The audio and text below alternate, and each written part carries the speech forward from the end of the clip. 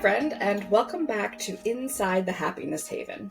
I'm Dr. Sarah Ratekin, and this week we're exploring something that often gets a bad rap in our world of hot takes and perfectly curated opinions: changing your mind. What if changing your mind wasn't weakness or flakiness, but evidence of growth, of courage, or of the grace it takes to be a human in process? In this episode, we're talking about how letting ourselves evolve, especially in our beliefs, relationships, identities, and priorities, can be one of the bravest, most radical acts of self-love. Let's be real. We live in a world that worships consistency. The pressure to pick a lane and stay in it is intense. Whether it's the job you chose, the values you claimed at 19, the person you married, the degree you paid for, or even how you vote, we get praised for being unwavering. We're told that changing our mind is suspect, that it's a sign of weakness or lack of conviction. But I'm here to challenge that, because the truth is, consistency without reflection is stagnation. Growth asks us to revisit our old beliefs with new eyes. It invites us to reevaluate what we've outgrown and release what no longer aligns with the world that we live in today. Changing your mind isn't betrayal. It's participation in your own unfolding. It's evidence of presence. It's evidence that you're paying attention and letting life shape you into somebody who is wiser and softer and stronger. I once worked with a coaching client who had been in a high-powered executive role for over a decade. She was brilliant, she was well-respected, and she was miserable.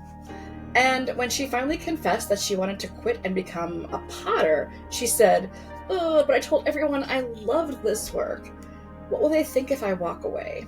And my response was, well, maybe they'll think you're finally telling the truth. And maybe, just maybe, they'll be inspired to question their path too. And that is a good thing. Let's look at the brain science behind all of this. Neuroplasticity is our brain's ability to change and adapt over time. And we all have some neuroplasticity.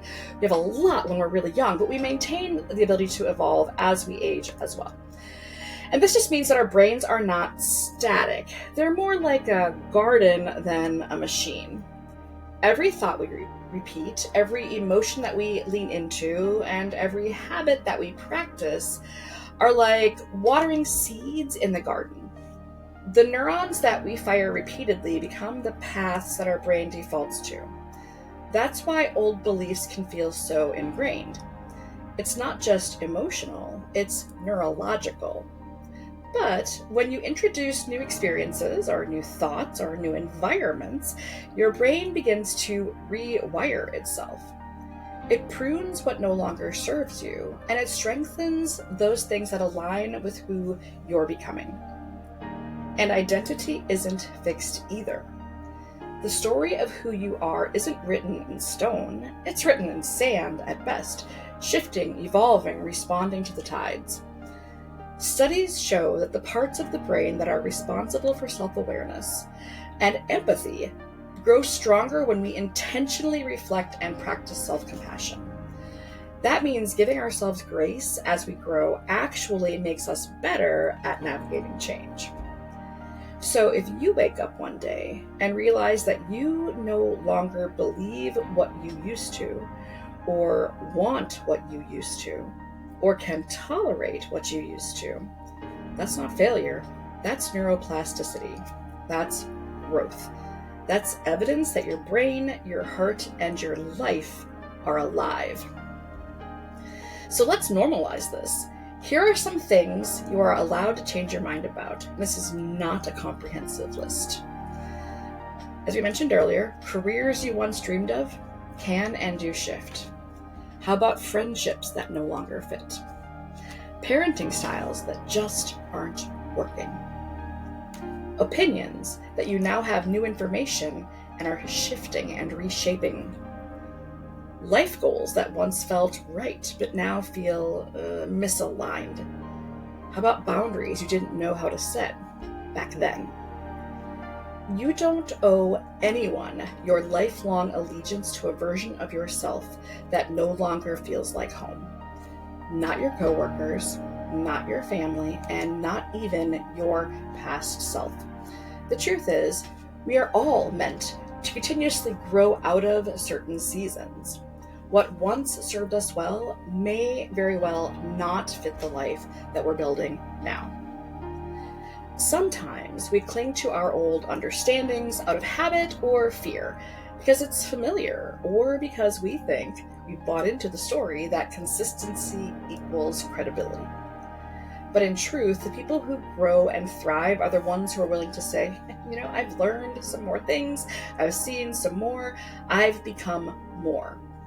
And when we model that, when we say out loud, I know better now and I'll do better now, we're not just changing our story, we're holding a door open for others to do the same.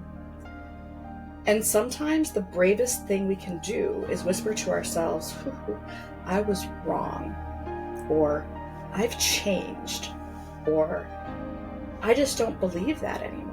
And not with shame, but with softness, with a kind of self-acceptance that recognizes change is not a threat, but is actually testament to our ongoing evolution. And there's so much grace in that, not just for ourselves, but for everyone watching who also needs permission to change. Your growth gives others hope that they can grow too. I had a former client named Marcus who had been teaching high school history for over 20 years. He was really good at it. He was creative and he was compassionate, and he was deeply personally connected to the stories that he was telling and invested in helping students connect with those stories of the past. His classroom was one of those safe havens that students remember long after graduation. One summer, Marcus took a sabbatical to travel through Southeast Asia, and it wasn't a glamorous escape. He stayed in simple hostels, rode overnight buses, and spent long hours in conversations with people all throughout the region. And in that process, something shifted for him. Marcus fell in love with storytelling again, but not the kind found in textbooks. He found himself captivated by the cadence of oral histories and that intimacy that comes with shared memories and the power of narrative to heal and connect. He started journaling obsessively, blogging in internet cafes, capturing snippets of wisdom from strangers with lives that were just so very different from his own. And when he came back, something felt off. He told me I should feel fulfilled going back. I should be grateful to return to my classroom, but I feel like something in me has cracked open, and I think I'm meant to explore that. And that wasn't an easy decision. He wrestled with guilt and self-doubt and the fear of what people would say. But eventually, he listened to that deeper call. So he resigned from teaching, he downsized his life, and he started writing full-time.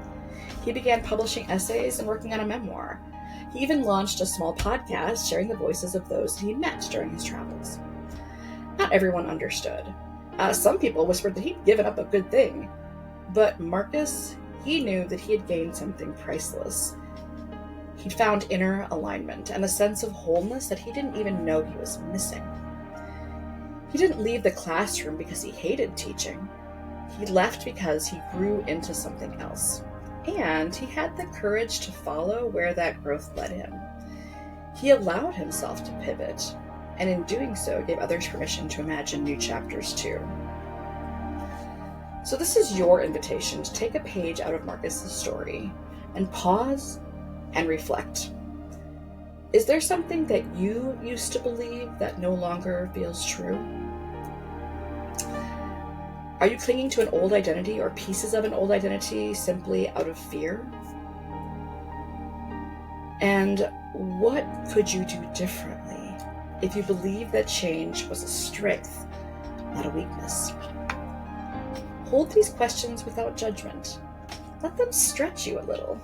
Let them make some space for grace in your life. Because growth is not betrayal and change is absolutely not failure. We are all allowed to shift and to question and to try again. We are allowed to evolve. And it takes true courage to make the changes that allow happiness to blossom. So I hope you're finding a little more courage here with us, here at the Happiness Haven. And we'll see you next time.